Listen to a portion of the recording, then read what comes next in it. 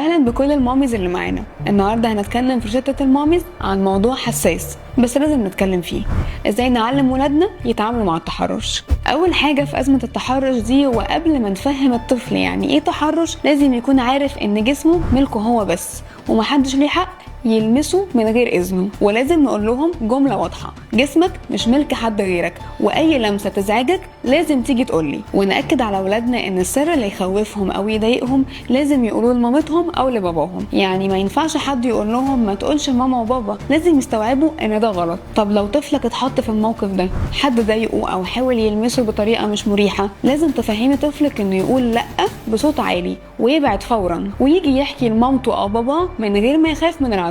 ولازم تكوني عارفه ان الدراسات من يونيسف بتاكد ان الاطفال اللي اهلهم بيفتحوا معاهم مساحه كلام بيكونوا قادرين يحكوا وما يخافوش. واحنا دورنا نسمع ونطبطب من غير ما نلوم او نتعصب. الطفل لازم يحس ان بيته هو المكان الامن. طيب لو عرفنا ان طفلنا اتعرض للتحرش، اول رد فعل لازم يكون هدوء وحضن. ممنوع نزعق او نلوم الطفل بكلام زي ليه ما بعدتش او ليه ما قلتش من الاول.